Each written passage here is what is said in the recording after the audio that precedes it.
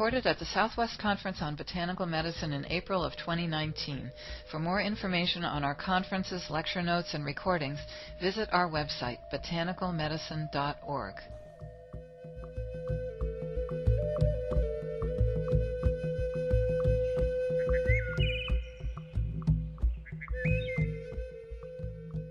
I'm Mark Blumenthal. I'll be your immunomoderator this evening. The panel discussion tonight, this is our gender-neutral panel discussion tonight. I knew that was coming. Botanicals and Immunotherapy and Cancer Therapies with Jason Miller, Kenneth Profrock, and Donald Yance. Well, this morning we called you Donnie Yance since you weren't here. And since you weren't here, we're going to dock you 5 minutes on your presentation. So next time, show up. Or else. Actually, since we're running 10 minutes after the tower, we're going to invite each of the panelists to do 15 minutes each. That way we'll have about 30 minutes or a little bit more to be able to do the questions. And please be sure to write down your questions, and somebody will bring them down to us, okay? So we're going to get started. We're going to go in the order that is listed in the program, which by randomization, it just happens you all are sitting in that proper order. So we'll start with you, Jason. Thank you. All right. Thanks, Mark. Thanks, everyone. Pleasure to be here. And it's a pleasure to be here with these two gentlemen, two people that I highly respect and look up to. And this topic of immunotherapy, I mean, we had a nice email thread kind of about how we're going to address this topic, and I think there's probably a lot of places to go. And for me, just starting my work with Donnie really about 15 years ago, when he came to my graduation, when I first graduated from school, he said, "You need to come work with me." And I was like, okay.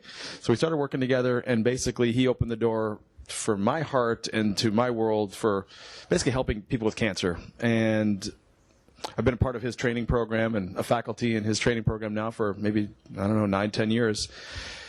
So whatever I say, I kind of defer to him kind of at the end of the day. I think, he taught me everything I knew about chemotherapy, and then as immunotherapy came on board, nobody really knew what was going on. Like, how do you deal with it? How do we combine immunotherapy with herbs and nutrition? And I think Donnie, in his pioneering spirit, took all of the knowledge he had and started to kind of push forward into that field in a way that gave me confidence to start doing some of the same. And so just to kind of give you guys a quick overview, for me, what's happening with immunotherapy, if you don't understand how it's being applied, it's not chemotherapy. It's not damaging the DNA of dividing cells. What it's generally doing, it's not just stimulating the immune system, but it is basically, these are monoclonal antibodies. They're drugs that are targeted at a single molecule or single receptor in the body. Okay? Either they're targeted at the ligand, meaning the molecule that stimulates the receptor, or they're targeted at the receptor. And these are specific proteins that are used by the cells of our body to tell the immune system, hey, don't mess with me. I'm me. I'm part of me. And because cancer is us, it is our cells, cancer uses those same proteins to tell the immune system, I'm you. Don't mess with me. I'm good. And the immune system says, hey, these guys are fine. You neutrophils, go ahead. The T cells are checking in on them, find out what they are. Then once they realize that they're okay, they're part of me, then the rest of the immune system can start helping the cancer. And so we'll find that cancers are actually composed of, in large part, immune cells. Whether they're fibroblasts or if they're neutrophils or if they're macrophages, they become tumor-associated immune cells. So this process of using immunotherapy is a way of targeting those proteins and basically putting a cap on them so that when the immune system comes to say, hey, are you me? The protein that those cells of cancer cells are using is now covered by this monoclonal antibody, this particular cap that covers them. So the immune cell says, oh, you don't have the marker? Oh, you're not me? What are you? And then the war is on, or the breakdown of the cancer, the lysis by the immune system takes it apart. That process, of course, has some inherent problems, and I think Donnie's going to get into some of the downsides of immunotherapy, the things that we're trying to prevent, because all the normal cells in your body also have to use those same proteins. It's just that with cancer cells that are mutated, they'll take on 1 or 2 receptors and way overexpress them. And that's where a targeted immunotherapy is very effective for a specific type of cancer. Is everybody following me so far? Okay, try to make it simple enough, but get the full gist of it. So that's the basic overview, right? We're trying to target these I'm me receptors so that the cancer can be identified. Okay, that's the basics. So I'm going to kind of look at some of the things that are important. One of the things is that we've been using chemotherapy as the primary first-line treatment for most people with cancer, right? Whether it's systemic cancer, whether it's multiple myeloma, breast cancer, not prostate cancer. We have other therapies, hormonal therapies, but most cancers are targeted with chemotherapy, which targets damaging DNA. Now, imagine if you go ahead and you give somebody chemotherapy, high dose, to knock out their cancer, and over time, the cancer comes back, which is classic. I mean, ovarian cancer is a great example. How many ovarian cancer patients have we all seen? They get treated with platinum drugs, and cancer's back in a year and a half, maybe a year, maybe less. So the problem is those DNA-damaging drugs don't just damage the DNA of cancer, they damage the DNA of every dividing cell in our body. And which are the fastest dividing cells? Well, of course, our hair, right? We see our hair fall out, but also the cells in the bone marrow that make our immune cells, the stem cells that are becoming the T cells, the B cells, our red blood cells. Those cells are dividing rapidly. So they get damaged by chemotherapy. And what's happened now is that because we're deeply entrenched in the use of chemotherapy and immunotherapy research is just beginning to prove its value, all of the approvals for the use of immunotherapies is coming as second or third line therapies, meaning you can only get approval for these drugs, get insurance coverage for them, if you've already done chemotherapy. You can't get them if you haven't. Well, you know why that sucks? Because your immune system just got destroyed by chemotherapy. And now we're going to ask you to make your immune system take care of this cancer. And unfortunately, the results are just not going to be nearly as good as if we could give people these immunotherapies first line. I mean, Herceptin, right? The drug that targets HER2/neu in women with HER2/neu positive breast cancer, it was originally approved in the same way. It was a new drug. It was approved as an adjuvant therapy that came on later. And it did good things, but it showed to be much better first line, to give it right away. So what's happening now is approvals are starting to happen where people are getting combination regimens. They're getting a combination of chemotherapy plus immunotherapy together. And that's going to be better, but it's not all the way there to the point where we could actually be able to give people herbs, build them up, treat them as, holistic medicine cases that we would take on, get them primed, and then get them on an immunotherapy regimen in combination with herbs, and then get incredible results that wouldn't be so devastating. One of the other things I wanted to hit on with this was the idea of age. This is a conference about aging, and we talked about neurocognitive decline. Donnie talked about aging today. Kenneth is talking about obesity and other factors that are all part of aging. Well, these are all things that are tied closely and intimately with the processes that drive cancer. And in the aging population, you might think, how is immunotherapy going to work? These are older people, and we know that they have more inflammation. Their hormone levels are declining, or efficiency is falling apart. Immune system function isn't as strong as it was when they were young. So what do you guys think? I mean, immunotherapy would work better in older people or better in younger people? Does anybody have a thought? What do you guys think?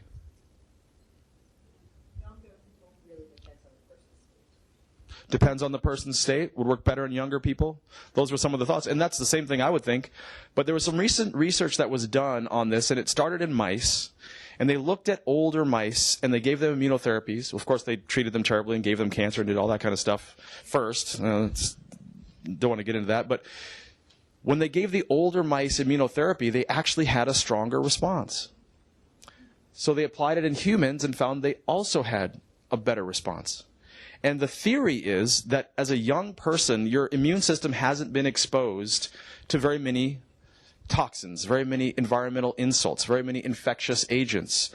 And so your T regulatory system, the system that tells the immune system to chill out, is on high alert because you're facing all kinds of new threats that your body's going to mount big responses to.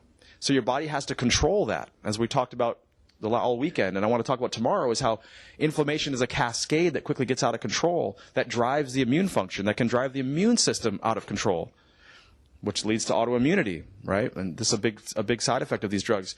So in the younger people, those T regulatory cells are really hot. They're really on fire. So when you go ahead and you put in the immunotherapy gets going and the immune system starts to cascade, but then those regulatory cells come in and they stop the immune response.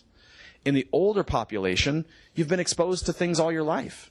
T regulatory cells are actually lower, and they looked at the cells of people, and they looked at the tumors also in aged people and in younger people, and saw that the T regulatory cells were much lower in the older population. And that's why they're theorizing that people responded better to immunotherapies who are older. It's a very interesting finding, but it's the kind of stuff that we're digging into with the scientific microscopic approach to medicine and immunotherapy. And I'll make another point about fasting because, diet and lifestyle choices around chemotherapy are very important to success. And fasting has been shown to be one of the most powerful, inexpensive, your own empowered process that you can achieve better results by just employing that strategy. And the basic strategy is fast the day before your chemo infusion, fast, this is water fast the day of your chemo infusion, and fast the day after your chemo infusion. In cases where people are able to do that, this is based on a 3-week cycle, right, where someone gets an infusion of chemotherapy every 3 weeks.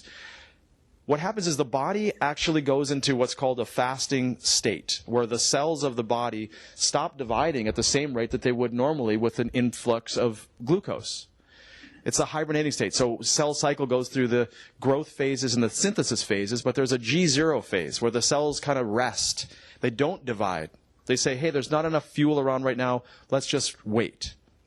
Cancer doesn't do that. At least it doesn't do it well. And so cancer keeps looking for food and keeps dividing and dividing. And what does chemotherapy do? It targets dividing cells. So the cancer cells become like a big target, like a sore thumb. They stick out.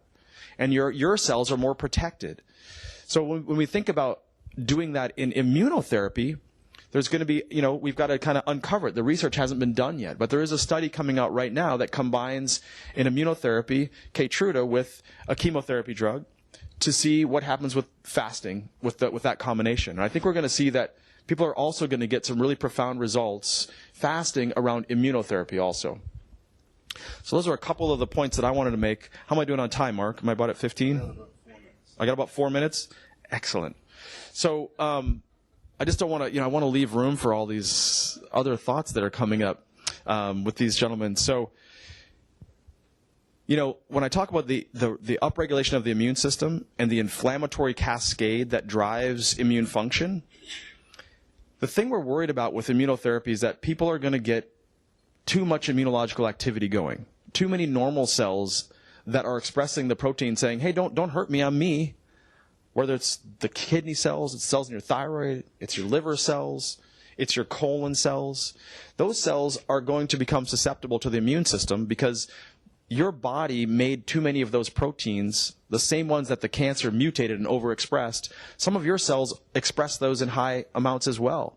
So suddenly those cells become targets of your immune system, which means the immune system is now targeting you, which is an autoimmune type of condition. And what happens? Hepatitis, colitis, thyroiditis, you name it, renal inflammation. And all of these things are very damaging and can be deadly to the point of people die. So what we're seeing with the use of herbs is that we can start to mitigate this process. We can start to help the body differentiate.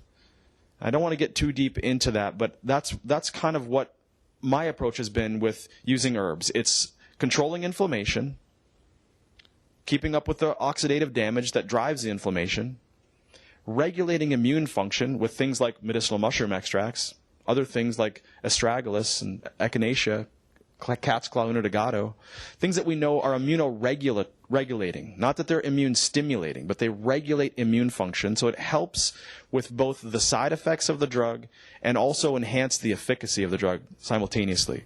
Now, of course, like I said, we don't have good human data yet on this, but I think when we hear from Donnie, we're going to see that there are some incredible results he's been seeing, and I have as well, in cases that are using immunotherapy in combination with immune regulating and inflammation controlling botanical medicine. I'll leave it at that. Thank you. One question. Yeah. If we don't have good human data on this stuff yet, do we have any data on lawyers?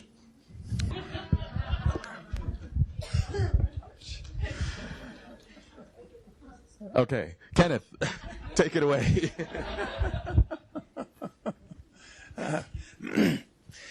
Wow.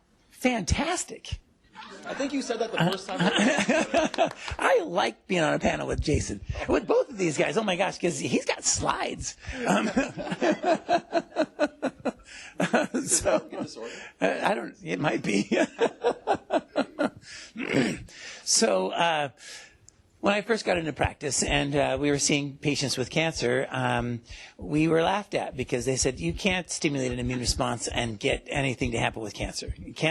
Immune systems don't affect cancer. And I remember there was people like Sam Chichoa out who talked about the law of threshold inhibition, where if a tissue, if it was below a certain size range, then you could get an immune response, but after that you couldn't. And, essentially what we found just by pushing that envelope is that indeed an immune system can be used to affect cancer in a pretty dramatic way. And of course now, with Jason was talking about with monoclonal antibodies, which are very specifically oriented immunotherapies. Most of those drugs are extremely expensive. A lot of the patients that I see that come to see me with cancer, quite frankly, either because they don't have insurance coverage or they're doing everything that's not conventional medicine out of pocket, and they may or may not have access to those the monoclonal antibodies. Most people do at some point in time, of course, but for the most part, what we're doing is trying to derive some kind of a different immunotherapy from autologous tissues. So most of what I end up doing, and I know that, how many of you are physicians that are here? All right. So I am going to sort of foray into a world that is in a little bit more of I guess, construed as a physician kind of a realm. That doesn't mean that everybody here couldn't do what I'm about to talk about. It just means that more than we are doing it outside the law, you would be. But doing it safely and the rewards are tremendous. So there's a couple of aspects to this. The first is not at all illegal, but remember that hydrotherapy is a really powerful tool, and that when a body runs a fever, it stops producing proteins. So sometimes you can buy some time, and so with judicious intermittent fasting and hydrotherapy techniques like constitutional hydrotherapy and wet sheet packs, we can regularly get a person to run 102 to 103 degree fever with a wet sheet pack. And fever therapy like that, as long as you don't get to a place where you're depleting the patient, can be really effective for helping to assist in whatever other therapies you're doing for your patients with cancer. We do a lot of IV therapies at our clinic for patients with cancer. And we've recently run up against some regulatory issues that have been dismissed for the moment, but I know that the FDA is going to come back with more particular regulatory issues. And so some of the safer zone of things is what we do in the world of autologous therapies. So several years ago, we started doing some fat biopsies to see what kind of tissue and cells we could extract from a fat sample. And then also, we started doing some autologous chemotherapies, which is a German idea that was kind of came around between World War I and World War II. Which was to take a blood sample from a patient and fractionate it down so that you eliminated some of the cellular portion, you concentrated some of the buffy coat, put that back into plasma. You can spin plasma in a particular way so that you get a gradient of the different proteins that are in the plasma, so that you can essentially, if you have a programmable centrifuge, which is not a very expensive item to purchase, you can get a different concentration gradient for specific proteins. We would take that fractionated plasma and then administer that back to the patient. The history of that kind of therapy involved actually giving people back their own plasma, say during heart surgery or to heal wounds, to put it back into surgical sites in some of the literature that was published. But it also became somewhat in vogue to use it for basic wound healing. For example, we've taken, in some cases, a plasma that was enriched, which we'll talk a little bit about too, with something like hyaluronic acid. And if somebody has a perforated eardrum, you can get that to knit pretty quickly by just basically spreading a web of their plasma in hyaluronic acid across that where that hole is in the eardrum. Wound healing like that happens, and because you're using something that's strictly from that patient and utilizing components of their immune system, then you don't have any problems with rejection. But it's also just a novel way of taking an autologous therapy. You're taking their own tissue and you're reapplying it to them. You're reallocating some resources for a different purpose. So often what we'll do is we will concentrate particular white blood cells and in some cases some cytokines, and then re-administer those to the patients. It so happens that in other places in the world, in this case also in Germany, we use a company called PluriSelect, and they produce an acrylic bead that is pre-embedded with a receptor site for a particular lymphocyte. They're not the only company that does this. There's many companies around the world that do this. There aren't really any in the United States that do this, which is the place where we kind of get in sideways with the regulatory authorities. However, that being said, you purchase these beads of a certain size. They come with cell sieves that are of a size that's a little bit bigger than the bead, so that you can incubate your blood sample with the beads. And if you want to concentrate, let's say, a CD4 T lymphocyte, if you wanted to concentrate a CD8 T lymphocyte, or a CD56, 57 lymphocyte, there are pre-embedded receptor sites for those things on these acrylic beads. You incubate the patient's blood sample with this. Preferably, you pre-centrifuge it, so you just take the buffy coat, which is where the predominant number of those lymphocytes are. You allow them to saturate the beads. You rinse the beads off in a sample of their plasma, and then they administer those cells back to themselves on a daily basis. A 10 ml vial will usually last them about 10 days. And at our clinic, this has become one of our more commonly utilized procedures, where we will try to, if we want to reprogram some B cells, we will harvest some CD19 cells, and we'll put them back into the system. The idea is that the body's already dealing with whatever it's dealing with, whether that's cancer, whether it's an autoimmune disease, whether that's some infectious disease. And what you're doing is you're specifically stimulating a different kind of an immune response. Now, the beads themselves are not FDA approved. This is where we get inside with the regulators. But bear with me, the beads don't ever go into the person.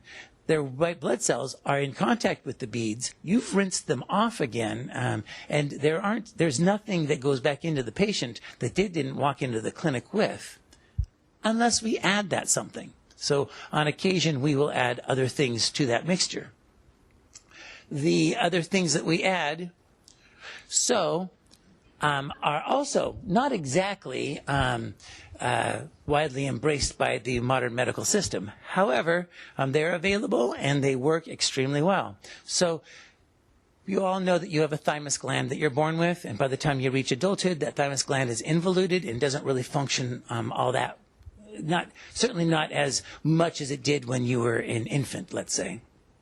A large responsibility of a thymus gland is the maturation of T lymphocytes, and a part of the process of some of the thymic hormones in conjunction with your lymph system is to weed out autoreactive antibodies. And so we find that we can utilize some thymic proteins that will help stimulate a better immune response through lymph nodes.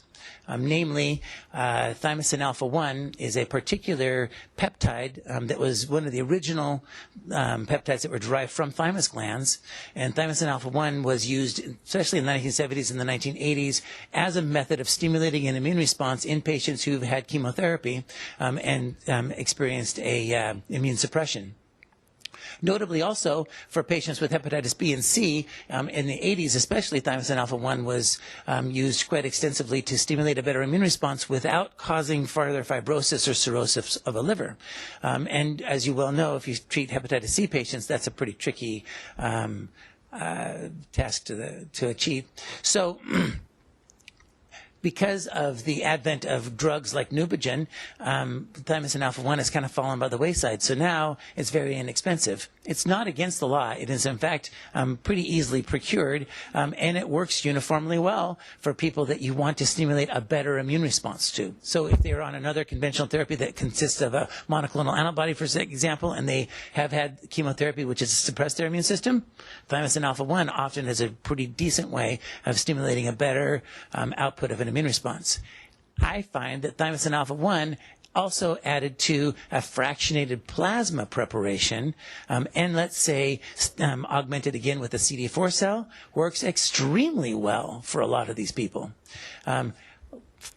Foraying a little further out, there's a different thymic protein called thymosin beta-4. Thymosin beta-4 is a thymic protein that's heavily involved in remodeling tissue that's been damaged by infection and inflammation, and getting a body to heal fairly well. If you Google something like thymosin B4, they will tell you that it makes your body heal like Wolverine, which it doesn't, but it does make a body heal really pretty rapidly from certain insults, so joint regeneration in that. And then there's a third peptide that I wanted to talk about, which is called BPC 157, and it was originally a gut peptide that was involved in repairing gut lining and has a pretty strongly anabolic effect in other areas of the body, specific to tissue regeneration, that we find sometimes is helpful just added to these other peptides. These are only 3 of literally hundreds of peptides that are natural products. They are, most of them made the same way that you would make insulin, recombinant DNA. None of them will ever be likely approved in the U.S. because the U.S. is a consumer-driven process. That is to say that to get something approved is going to cost you about $8 million. And if you can't patent the thing and capitalize on your exclusive marketing rights, there's no reason why a company would do that.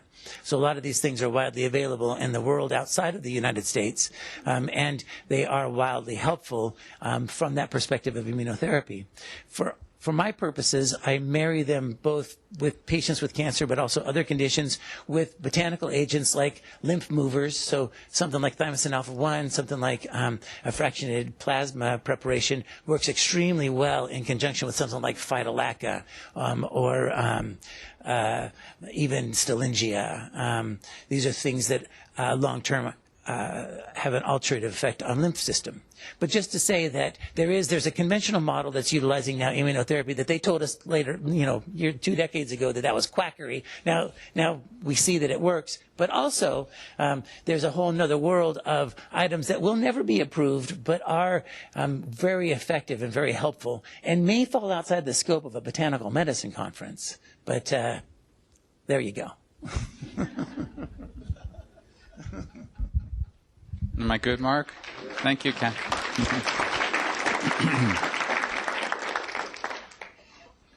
Thank you. That was very informative. And thank you, Jason. I do have a few slides. I don't know how far I'll get through with all of this.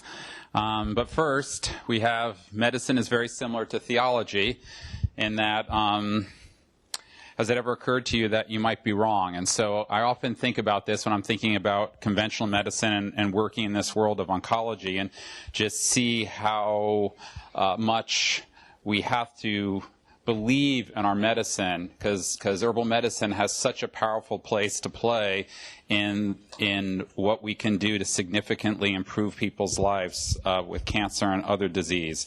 And so we cannot be afraid because people make theories and the theories are not based upon any facts. And so this, I may not ever be able to leave this slide because there's so much on this single slide, but I'll thinking about key botanical synergistic pathways together. And I decided to pick what's called a programmed death receptor.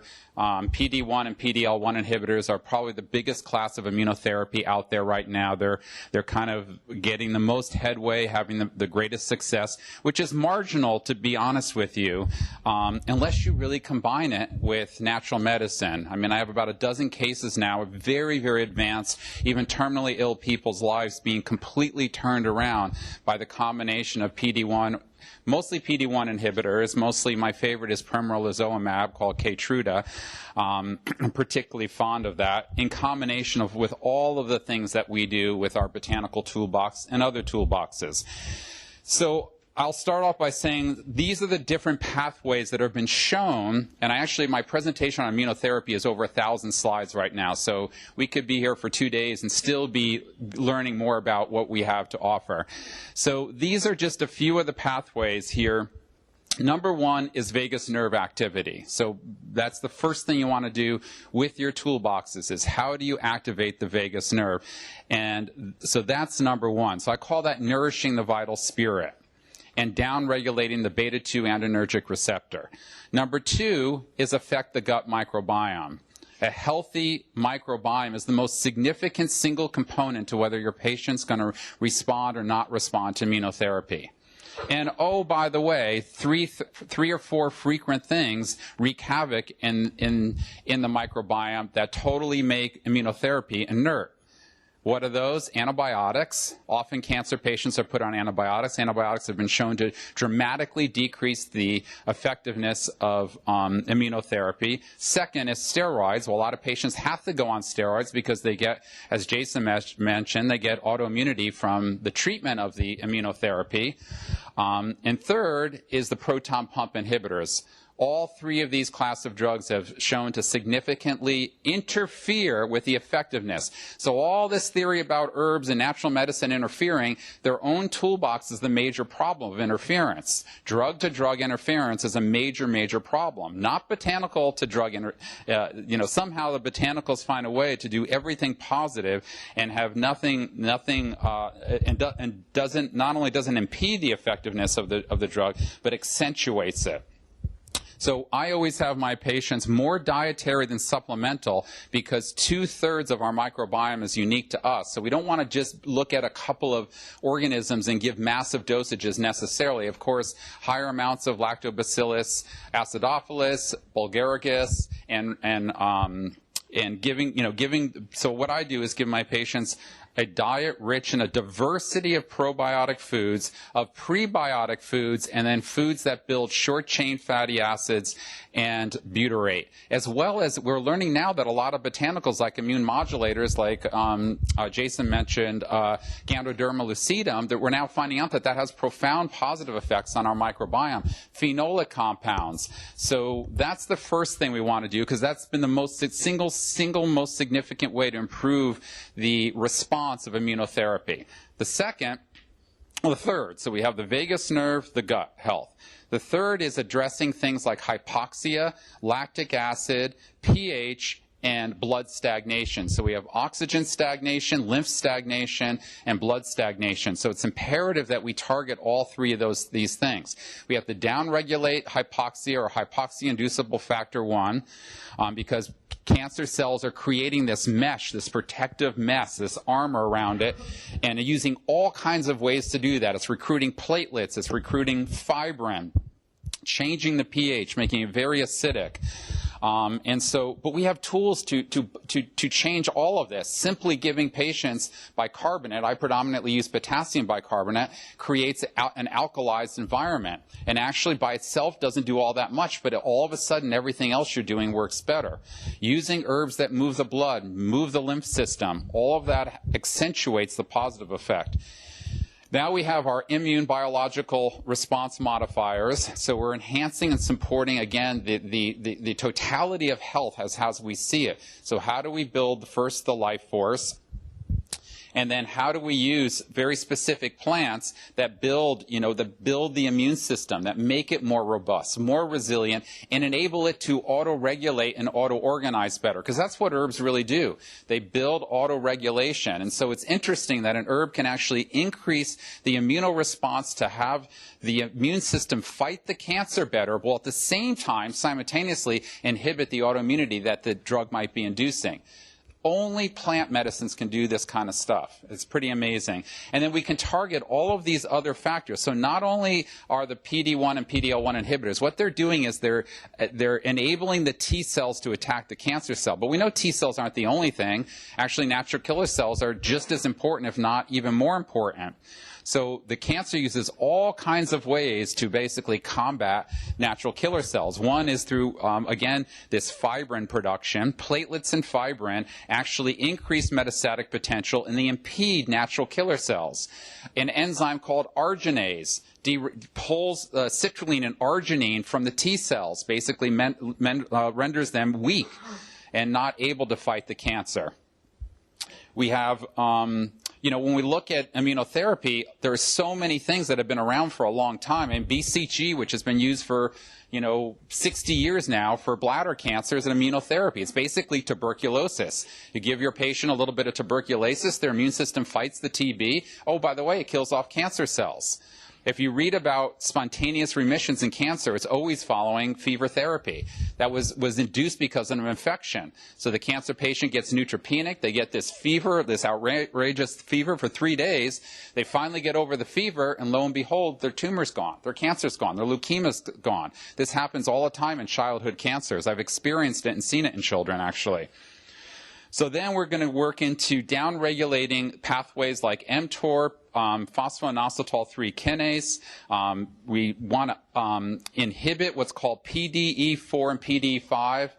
Phosphodiesterase 4 and 5 inhibition is really, really key to improving immunotherapy.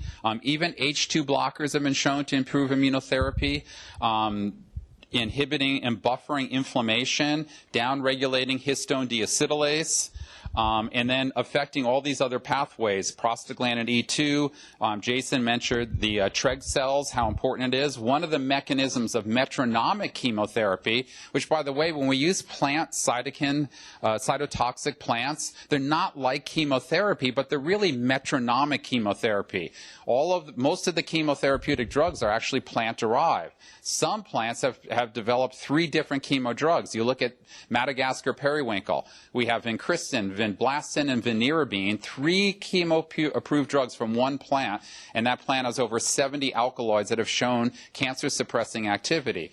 The Pacific yew tree has 27 taxanes. We use Taxol. We make a synthetic Taxotere. Then we make a liposomal nanoparticle version of Taxol called Abraxane. When these drugs are used at a very low dose, they have 3 possible benefits. They can have direct cytotoxic effect.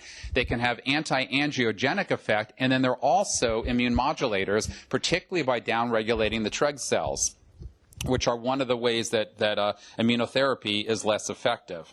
So let's see. So here's the effect of stress on the tumor microenvironment. So if you don't believe me, you can see the biggest breakthrough in cancer has been basically downregulating the central nervous system. Epinephrine, norepinephrine, and cortisol has the most profound effect on suppressing tumor growth. And it's been shown to be synergistic. Taking a beta blocker with immunotherapy accentuates the benefits of the immune system. Here, beta blockers boost checkpoint inhibitors, and that's what these drugs are called. The CTL4 and the PD-1 and PD-L1s are called checkpoint inhibitors. So they found that by reducing the beta-2 adrenergic signaling, facilitated conversion of tumors to an immunologically active tumor microenvironment. So when we downregulate that, all of a sudden the T cells are more effectively fighting the cancer. So I'm not going to go through this slide. This is all about the tumor microenvironment. It's too technical. This slide's too technical. The role of TAMs. And so cancer cells hijack the immune system. They take control of your neutrophils, of your platelets, of your macrophages, of your mast cells, of your eosinophils. I mean, it's just a massive takeover by the cancer, recruiting all of the cells that are supposed to be for us for its usage. So one of the most important aspects of understanding, is immunotherapy going to work for me or isn't it? One is an inflammation. So if the tumor is more of an inflammatory nature, generally speaking, immunotherapy is better. Slower growing, more benign-like cancers don't respond to immunotherapy. So one of the ways that we look at is, are there high neutrophils? Are there high inflammatory biomarkers in this cancer? And if they take the immunotherapy, even after one dosage, we should see a significant improvement in the lymphocyte to neutrophil ratio. So lymphocytes usually are at a 2-to-1 to 3-to-1 ratio to neutrophils. So like 20% to 60%, 20% lymphocytes, 60% neutrophils, say generally speaking. In a cancer patient, you might see a 10-to-1 ratio. You might see 90% neutrophils, 10%, and all those neutrophils aren't functioning for your body. They're functioning for the cancer. So when you see that switch over and lymphocyte percentage go up, you know you're getting a favorable response. PDE4 and PDE5 inhibition basically reduces what's called the myeloid-derived suppressor cells, also been hijacked by the cancer. So two of the best PDE4 inhibitors, green tea extract, which contains theophylline, so we don't want it caffeine-free, and forskolin from Coleus forskolite. And by the way, those two things are synergistic with each other. Neutrophils drive and accelerate tumor progression, as you can see here. Neutrophil to lymphocyte ratio with outcomes in PD-1 inhibitors in advanced non-small cell lung cancer. Again, the first thing you can see is an improvement in that ratio, that people are responding well. These are the general ways you assess if someone might be benefiting from a PD-1 inhibitor in the pathology. So first, in some cancers, we're looking at whether there's programmed death receptor activity on the tumor cell itself. So we look for that. Then the next thing we look for is what's called MSI positive tumors, microsatellite instability. And these we see like in Lynch syndrome. And then the other is total mutational burden. So guess what? Jason mentioned age. If you're a smoker and you have lung cancer, most likely you respond better to immunotherapy. So the more mutational burden there is in the case, the better the immunotherapy works. Now we have to deal with all these adverse effects, with immunotherapy, from hypothyroidism, from autoimmune-induced thyroidism, to hepatitis, to colitis, Crohn's disease, adrenal insufficiency, blood clots, rashes, vitiligo. And then you have people that have pseudo-progression, and then you have people that hyper-progress. About almost 10% of people that go on immunotherapy, the immunotherapy actually agitates their cancer and makes them worse. And we do have biomarkers to identify what people, MDM2 positive people, are often going to not respond well and progress on immunotherapy. MDM2 is an oncogene that deactivates P53. And so it's one of the most important biomarkers to look for.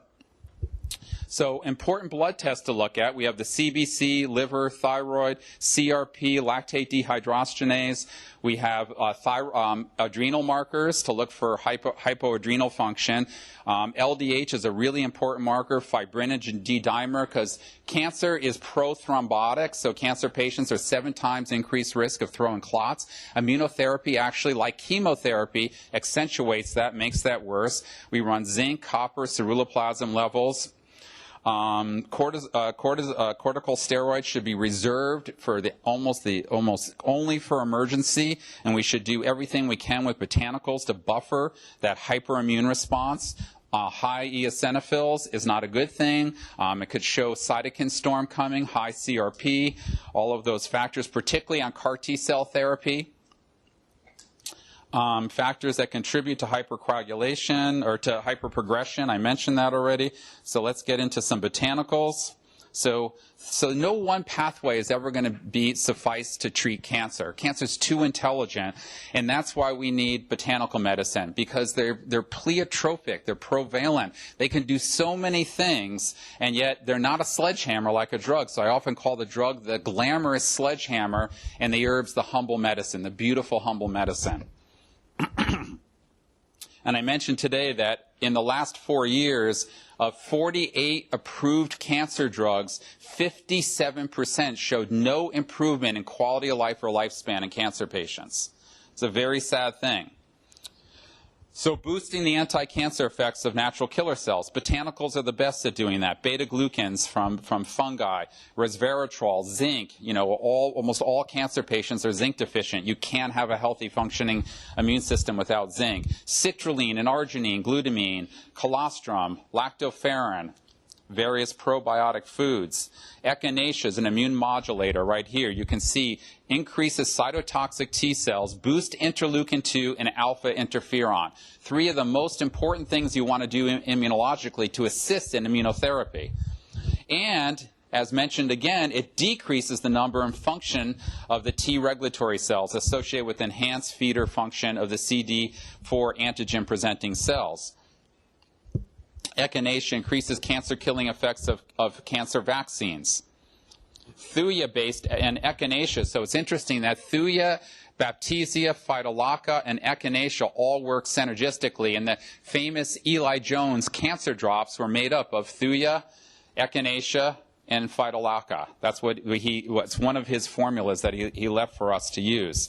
And it shows that this formula, this is the evaluation of the anti-inflammatory potential of an aqueous extract and polysaccharide fraction of Thuya. And Thuya, obviously, we use it a lot more in squamous cell cancers, cancers that are viral driven. But Thuya is an incredible immune modulator, synergistic with echinacea and Phytolacca and Baptisia. Here's pokeweed, another great enhancer of lymphocyte proliferation.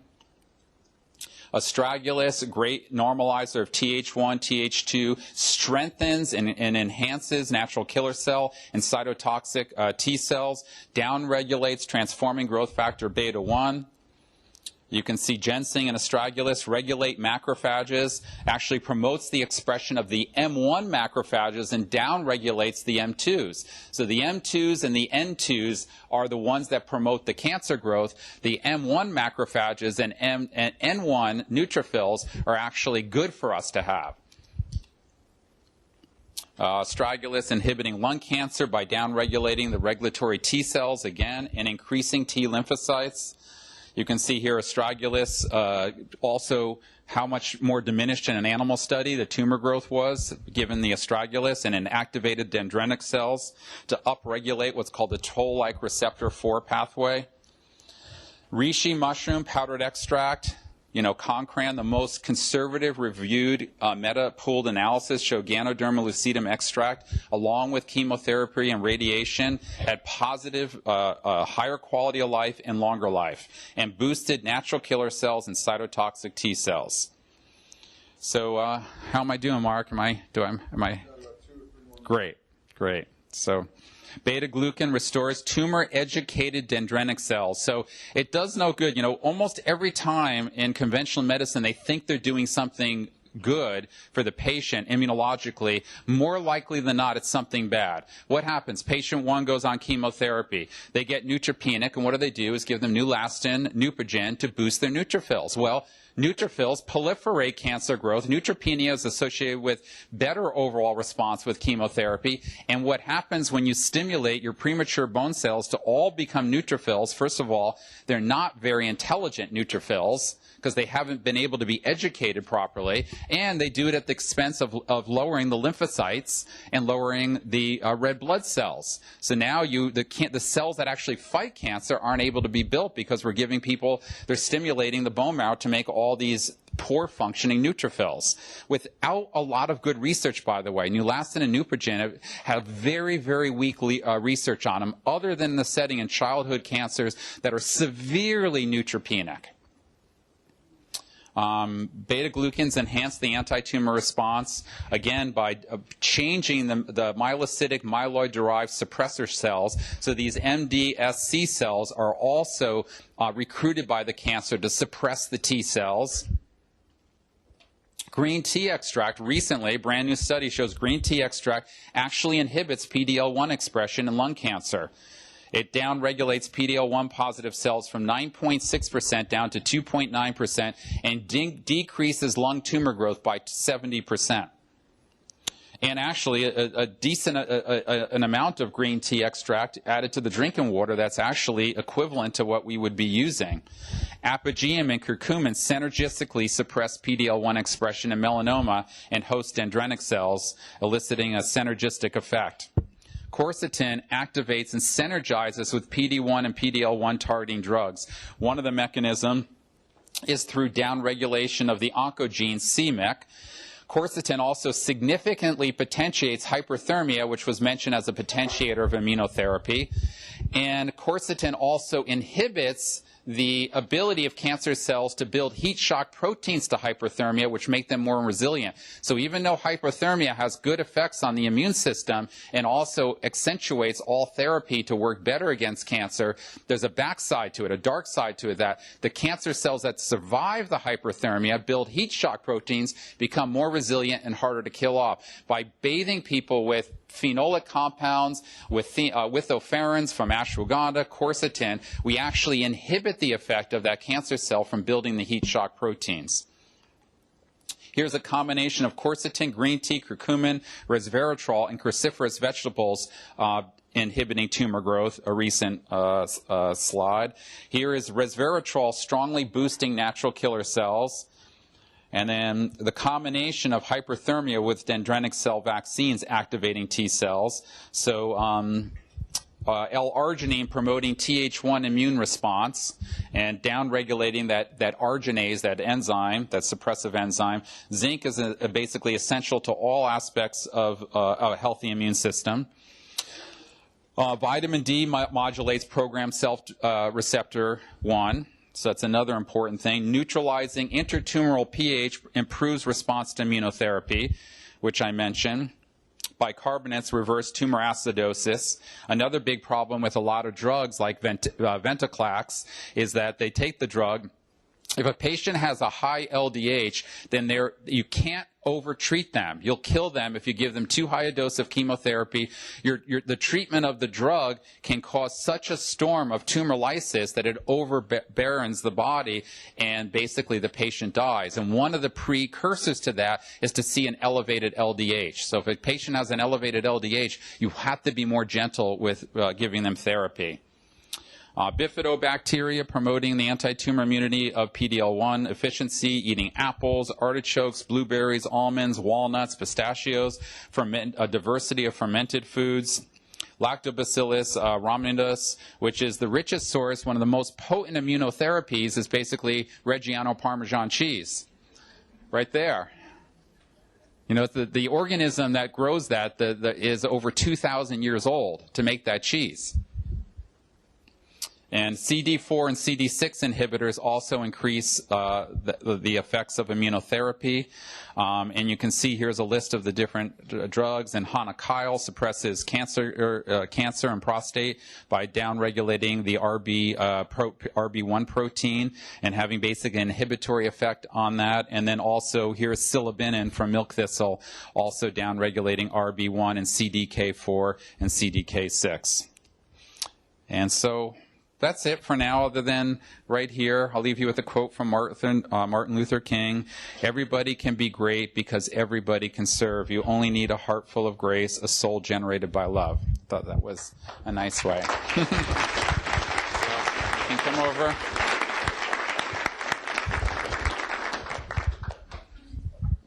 Thank you, Donnie. Thank you, Ken and Jason. Thanks all of y'all. I've got quite a few questions here. I haven't seen all of them, and some of them I've actually been able to read. So, got a lot of doctors here. So we'll do the first question here. It goes to Donnie. I had the same question. So, when you talked about ginseng, you didn't discuss which species. Is this generic ginseng? What does that mean? Or is it Asian ginseng, which is the one that's the most commonly used?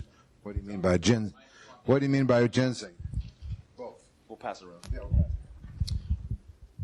Well, the way I think in terms of plant medicines is almost in a musical way. I give people a symphony of herbs, and so for me, the way that I work, I don't think in terms of like giving a patient ginseng, but we can see that ginseng, whether it be American ginseng, Asian ginseng, red ginseng, white ginseng, there's a family of gessenicides which are basically all beneficial. So we can look in details and see RB1 and RH1, and we can differentiate to some degree that different ginsengs have different configuration of gessenicides. But me personally, I think more energetically. So I'm doing herbal medicine in a more of a traditional way first and foremost. So if I'm going to give somebody more ginseng than just in this symphony kind of concept, then I'm going to use more American ginseng. If someone is tending to be more of a type A personality, very hyperactive, because it has a little bit more of a cooling quality. If they're somewhat deficient, more of an Asian ginseng, and if they're very deficient and elderly or very weak or anemic, then possibly a red ginseng as well. So that's kind of how I think. Hopefully that's helpful. Yeah. Question for Ken. The source of the thymus gland is patient or animal? Well, there's a bunch of them. They're all recombinant DNA kind of source. That is to say that they're made by bacteria the same way you would make insulin. Sources are, so I get some from Blue Sky Peptides. I get some from Peptide Sciences. I get some straight out of China, and you got to check your quality when you do that. But thymosin alpha-1 is actually not that hard to procure in the U.S. The others, usually you have to go offshore. Question to all. What about plant-based and vegan or vegetarian patients? Is there any differential in the treatment for them? Okay. Well, I mean, I'm not a vegan or vegetarian proponent myself. I'm more of a free-rangetarian. I like to eat a little bit of good, loved animal protein, and I think of it as spirit food. Mostly fish, and then some other meats and things when appropriate. But for patients who are vegetarian, if they're focusing on that food and they're doing a really good job of providing their nutrition, they're taking care of themselves, they're eating well, and they're really focused on it, they can be, doing as good as anybody else. But I find a lot of patients who are doing vegan or vegetarian diets, they're doing it more because of a theoretical or philosophical idea rather than really understanding how much more energy and resource they need to put into making sure they get all the nutrition they need to be able to mount the kind of response they need to get with these therapies we're talking about. So in those patients that are seeming deficient because they're not able to provide what they need, then I want to give them more support. And that might be in the form of, if it's vegan, then we need to think about proteins. And proteins in vegan patients is a little tricky. I like hemp protein, sometimes fermented soy protein, sometimes rice protein. It's not my favorite place to use rice, protein from rice. It's not really a protein food. And pea protein, I'm not my favorite either because peas have an estrogenic-like effect in some people. So, I just want to give those people more support. Does that answer the question? Another question for you, Jason. For Jason, would you still suggest fasting for 3 days during chemo if the chemo is low dose and weekly, but the patient is continuing to lose weight? It's a perfect question to follow up on what we just talked about, because the answer is no. And the fasting idea is only going to work in patients that are stable enough, they're anabolic enough that they can handle a 3-day fast. First of all, even if it's a 3-week cycle. If people are very catabolic, they're weak, they're already cachexic and losing weight, then you're going to need to support them with nutrition so that they're able to maintain enough physical strength to push through the therapies. And then also, if it's a regular cycle, if it's a shorter cycle with a lower dose chemo on a weekly regimen, then you've got to vary that fasting idea. So it's not going to be 3 days of fasting because that only leaves 4 days of eating out of every week. So it would be something more like a 24-hour fast for those people on the weekly regimens. That's the way that I would approach it. And again, if they're very deficient, you have to approach it differently. You have to provide a lot of nutrition for them. And some people can drink broths, People will drink broths on the day of their chemo, like do bone broth is really good. If they're vegan, you have to come up with another way to do vegetable broths and things that are rich and nourishing. Seaweeds are great too, yeah. Another question for anybody and everybody. Do you use dry skin brush for lymph stimulus? Personally, no. Sure. I mean, it's added to other things to move lymph, getting some water, swim, dry brushing, some lymphatic herbs. But yeah. Generally, I don't. I actually like hot and cold treatment a lot for moving the lymph. I've had amazing results with lymphedema patients doing hot and cold and always finishing with cold because of the constriction, and probably do a lot of lymphatic support with the botanicals. I mean, all my patients are doing lymph-moving herbs and alteratives that are all moving that, both in teas and in extracts. And obviously, fever therapy is activating the lymphatic system as well. But I haven't done a lot of dry brush massage. But that doesn't say that there's anything wrong with doing that. And for anybody, any comments on using IV or subcutaneous mistletoe therapy along with immunotherapy? We do that pretty regularly, and find it a pretty good adjunctive therapy. I don't know what kind of comments, other than some people will have a stronger response than other folks, and generally we start at sub-Q before we ever go to IV. And you know, I don't know always that it's the deal maker or breaker, but I like Rudolf Steiner's anthroposophical kind of idea behind it, and I think that personal metaphors make a difference for people psychologically when they're going through something like cancer. And Steiner's whole idea with mistletoe as a plant that's not of the earth and it's not of the heavens, it's somewhere in between, and it has reminds your physical body of a blueprint that your soul has for how you're supposed to be in this world in a perfect way. And we kind of play on those kinds of metaphors for how it might help people just psychologically have a narrative as they're going through other therapies. I've used mistletoe extract, a fluid extract, which is a little different than the fermented Iscador extract of Steiner. I think they're good immunotherapies. The literature is been critiqued and not been very robust, let's put it that way, on it as an immunotherapy. But being an herbalist and having such a great array of plants to choose from, I don't know where I would personally put it in my toolbox. But I was going to say one more thing about what I do with the lymph system is I do like to do lymphatic massage with patients, and I work with essential oils with that. And my favorite essential oils for that are cypress, grapefruit, rosemary, bay leaf. And so I usually mix them in with a carrier oil, and the carrier oil I like is phytolacca oil, so poke oil, which is the #1 lymphatic moving plant. So now we're going to use it internally, but I'm also going to use it topically and add the essential oils in. And I almost always put a 2 to 4% DMSO in with that, which then acts as more of a transdermal agent with the phytolacca oil.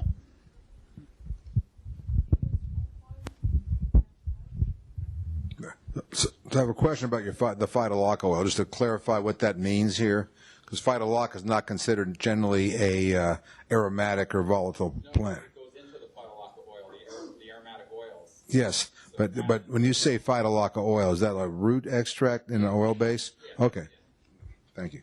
Another similar question along the lines of the previous one: is it okay to use artemisinin in a patient on immunotherapy? Yeah, the answer is yes, definitely. And I think one of the regulatory issues is that artesinate's been hard to get now, right? Is that people are getting it still, I think, but IV. But again, Donnie and I both, as you know, using herbs primarily, not using IV therapies. Artemisinin is a really powerful part of our arsenal of things we can use to help the body in cancer. And, you know, I think anything that we can do to add to the effect, this overall anti-cancer effect, is going to be helpful. And there's not a lot of side effects with Artemis. And we like Artemisia annua as a whole, use the whole plant again if you're going to use the isolate. So I always talk about in my talks using, you know, if you want artemisinin, don't just give artemisinin. We see that most things find resistance to single molecules, so we like to apply the whole matrix of the plant with the isolated compound. We've talked about that at length in other panels. And I love using artemisinin in combination with immunotherapies, especially in people that they just have aggressive disease and they have the right picture. We like to look at their iron status. Do they have upregulated ferritin? Is it a glycolytic tumor? Is it producing a lot of lactic acid? These kind of tumors often respond better to Artemisia. Yeah, I was just going to say exactly. In vivo studies, Artemisia annua extract outperforms artemisinin as a single molecule. So it is very imperative that you combine artemisinin, in my opinion, with Artemisia annua. There's 9 sesquiterpene lactones. Artemisinin is just 1. And then there's an array of flavonoids that actually synergize with that too. And then to maximize that, you also want to use blood-moving herbs as well, things like saffron, ginkgo, centella, salvia medorrhiza. And then with that, you could theoretically use some oxygenizing therapy, because one of the mechanisms of that is a pro-oxidant effect selective to the cancer cell. It's not singularly the only way that our artemisia works, but one of the ways is to oxidize iron. And the cancer cell is sequestering large amounts of iron. And so when you take this agent, anything you can do that perfuses and moves the blood, moves the oxygen, and possibly in anemic patients provides some iron with it, are going to maximize the benefits. And we usually do it as an intermittent therapy, not as a constant therapy. We pulse dose it with other things as well, and with other herbs. We do a whole extract, whole plant of Artemisia annua with artemisinin and IV artesunate. Artesunate definitely increases reactive oxygen species, so often we'll do that in conjunction with something like ozone or hydrogen peroxide IV. But yeah, I think that the answer is yes. Yes. And just back to mistletoe, I haven't seen mistletoe do anything exceptional in my patients either. I've seen a lot of patients use it. Just an interesting thing. I'd love to see it work better than it seems to. Does exceptional things with trees. Okay. Kills them. All right. Along these lines, another question in the botanicals, although not botanical, discuss the medicinal. We talked about reishi a few minutes ago, Ganoderma. Let's talk about some of the other medicinal mushrooms in immunotherapy. I'll start. I think that there's a lot of mushrooms. I mean, even shiitake and maitake and, things like just even portobello and cremini mushrooms have been showing great benefit. I think of them more as food mushrooms, but then you get into the medicinal mushrooms and you get into chaga, Inonotus obliquus, that's one of my favorites. Coriolus, which is now Trametes versicolor, right? That's another one. The turkey tail, very powerful. Of course, reishi is right up there. I also like cordyceps, and again, it's in more of the deficient patient where you really want to support them at the kidney level. And then, I like to use, when I'm using mushrooms, especially in people with immunotherapy, but in all cancer patients, I like to use traditional extractions. So I don't use liquid extracts. I don't use alcohol-based extracts. I use specific mushroom extracts that are prepared with the mycelium and the whole mushroom grown on the medium that they're supposed to grow on. Like chaga is the best example because it grows on betula, right, birch, and it concentrates a terpene called betulinic acid, which is a very powerful anti-cancer substance, especially in myeloma. It's got great research behind it. And so the way that it's grown is very important, and then the way you extract it. It should be a water decoction of the powdered extract of both the mycelia and the fruiting body, and then it should be washed with alcohol as well to grab the terpenes.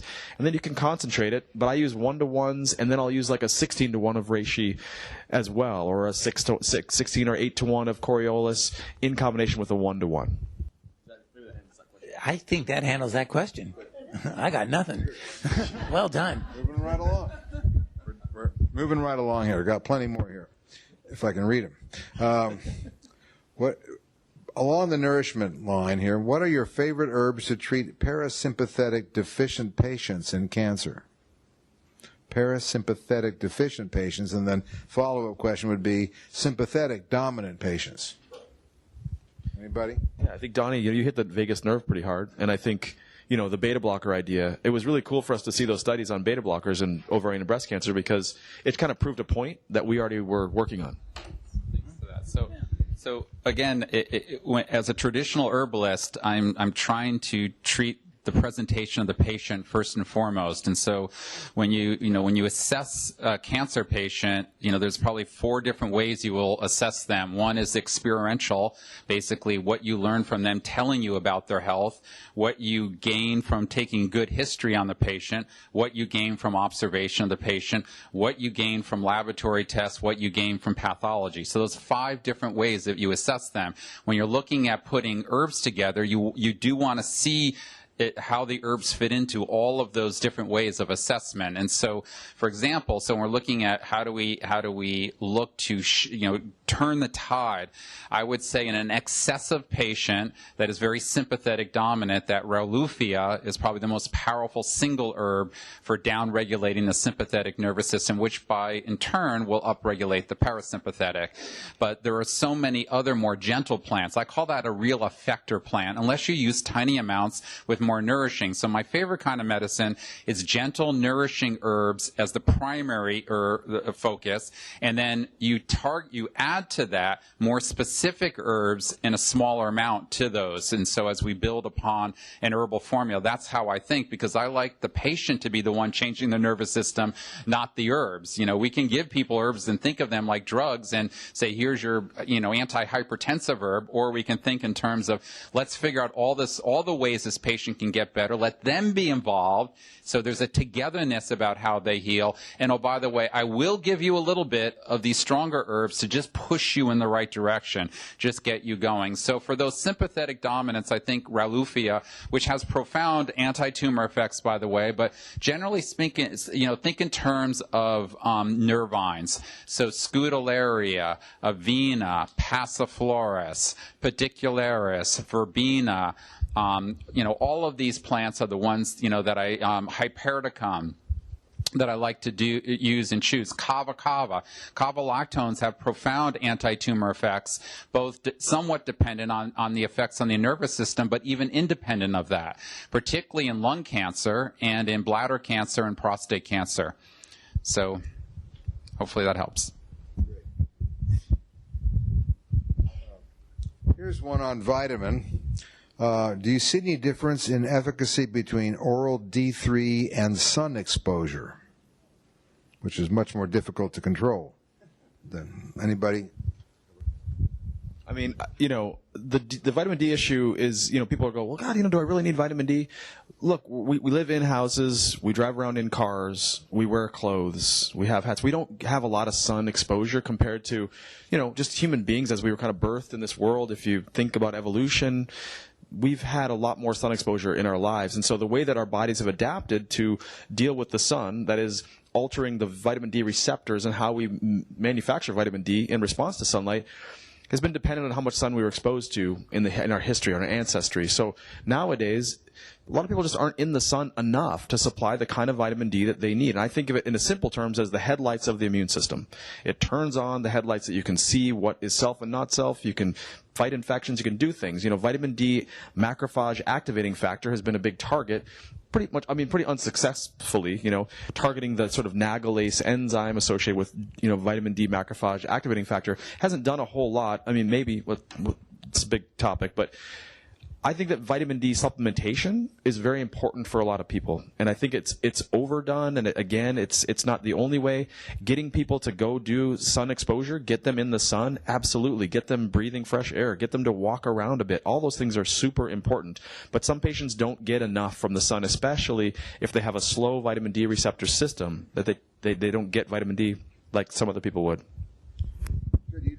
Jason, you just mentioned nagalase enzymes, and our next question happens to be, you were psychic here. Have you... I knew that. It's amazing. Twilight Zone almost. Have you used nagalase testing as a measure of your therapies? If so, do you think it's a valuable test? Anyone? Ken. Yes, we have used nagalase testing for our therapies, and I cannot say that it has been very helpful at all. It's rather expensive. It's a little difficult to do because you have to send the blood out, and I haven't really found it correlate that well. And since we just talked about vitamin D, let's go to vitamin C. It is not advised to combine chemotherapy with vitamin C. Are there any other botanical or natural treatments that should not be given with immunotherapy? Donnie? Because this is a big subject. Yeah.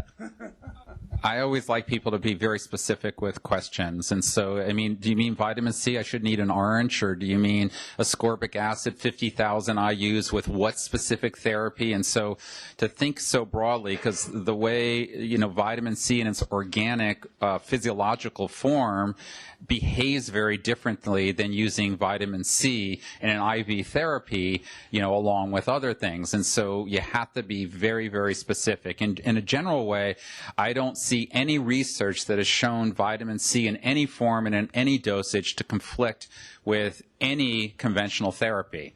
I am not an IV person myself. I'm more of an oral transdermal person. I don't do any IV therapy. I'm a little bit more of a traditionalist in that way. And again, my favorite kind of medicine is gentle medicine, not heroic medicine. Not to say that, again, we do whatever it takes to get someone well. But but I will say that vitamin C in high dose, along with vitamin K, are both pro-oxidants, and they will potentiate the effectiveness of using higher dosages of artemisinin or artemisia. Hopefully. I know. I like what you said. Okay. Here's one that we've kind of covered a little bit, but can you speak to the nourishment and rebuilding and balancing of cells and the immune system for cancer survivors, particularly for pediatric cancer survivors? Pediatric.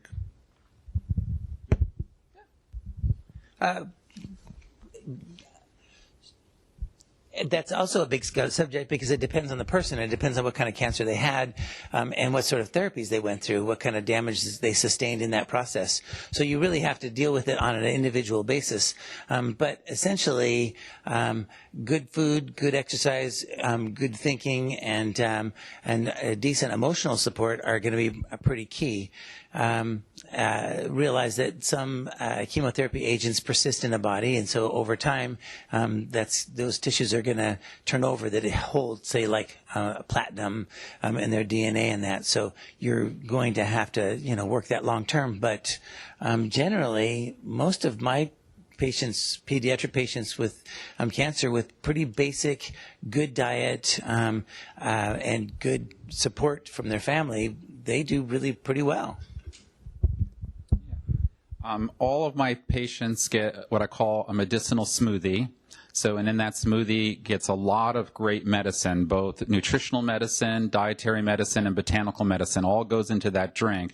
Pretty much every patient gets that. Almost every patient gets a medicinal soup on top of that.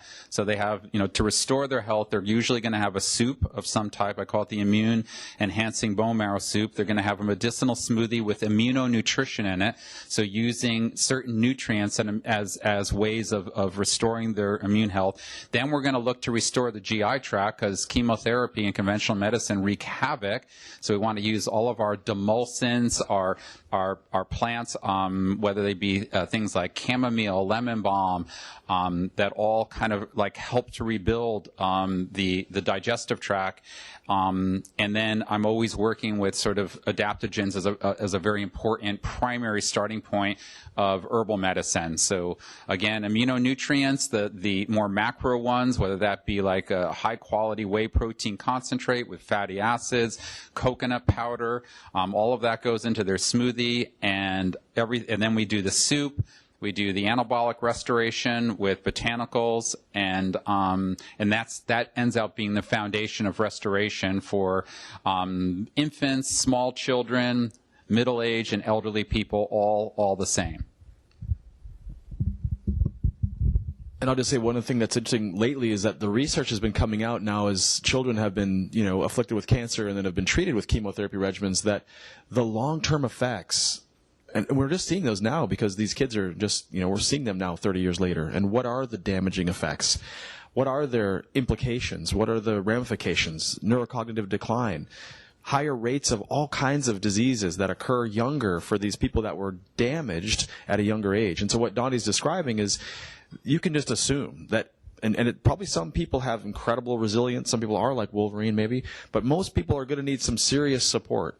They're going to need some support long term. And so, it's hard. It's one of those things that's hard to quantify, but if you give that support to those kids, and especially kids, I wouldn't give most teenagers Panax ginseng.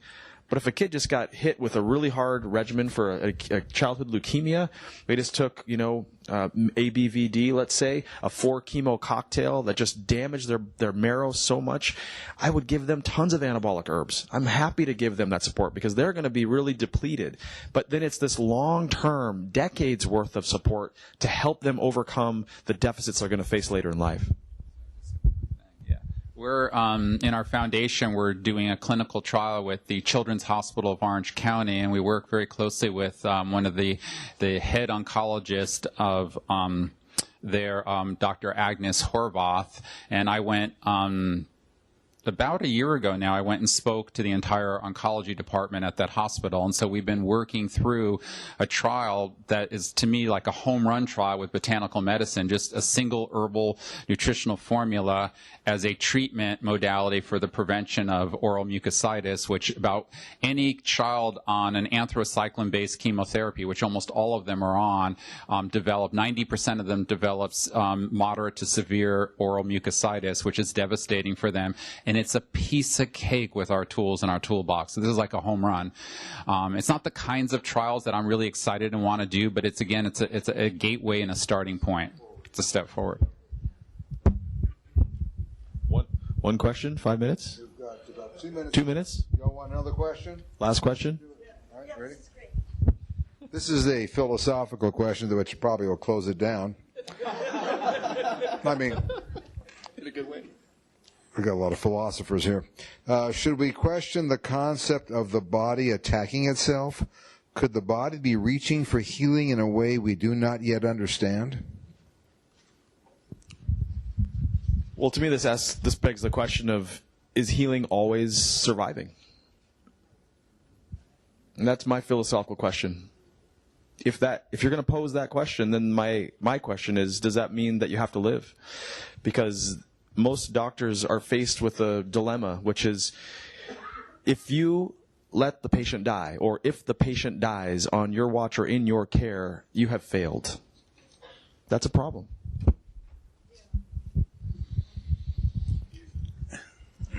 I think that we consider that an immune system is sort of a military complex, when in fact, it's attacking things. In fact, it's a mediating kind of a process that's trying to figure out what's supposed to be here, what's supposed to be there, and keeping particular portions of, say, anatomy, a microbiome in an appropriate location. But it does beg this question. I mean, a body attacking itself is sort of the ultimate expression of self-destruction. And, there are some fates worse than death. And there is sort of this larger looming question of what is our responsibility as practitioners, and what does healing really look like?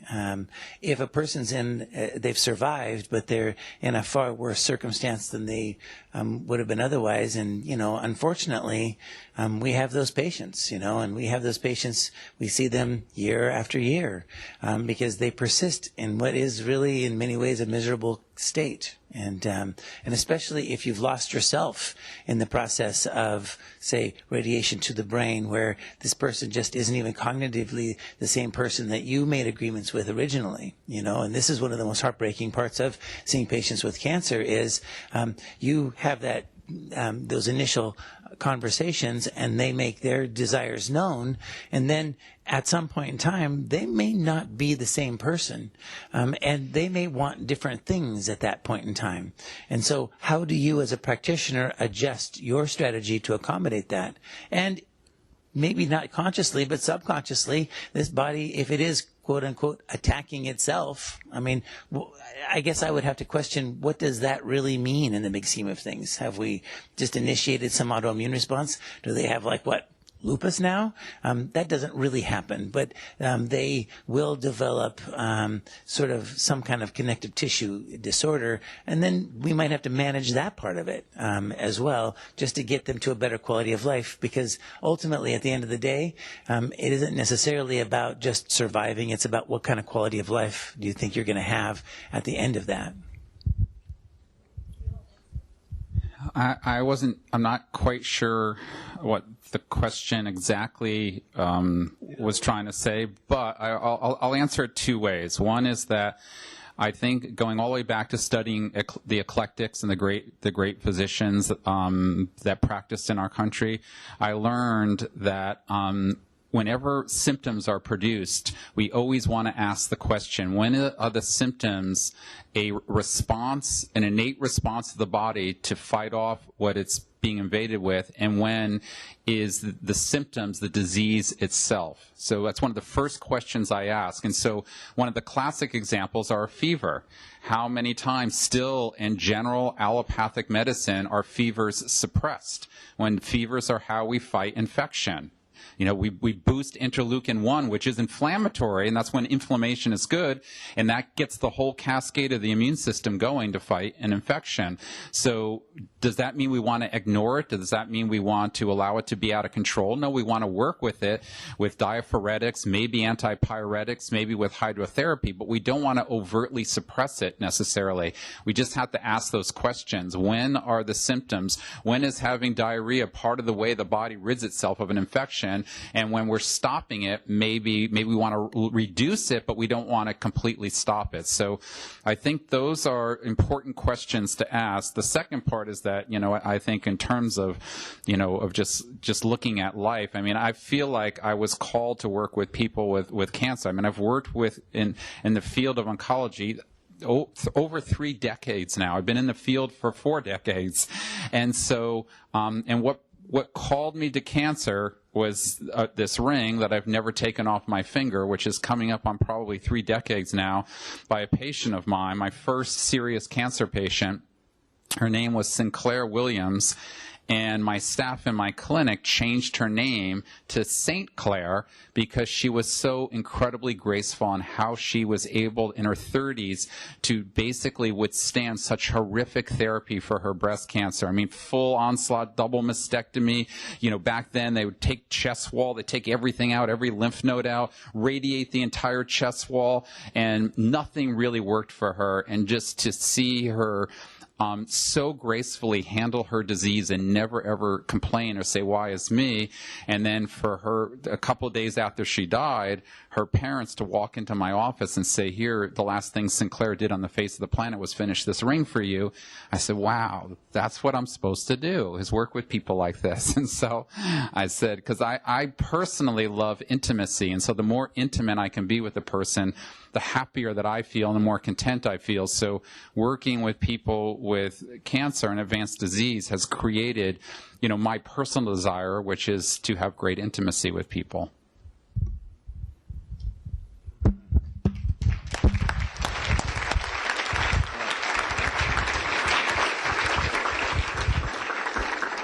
Great conversation. I've known this guy 3 decades or more too, by the way. Yeah, well, you should be proud of that. Okay.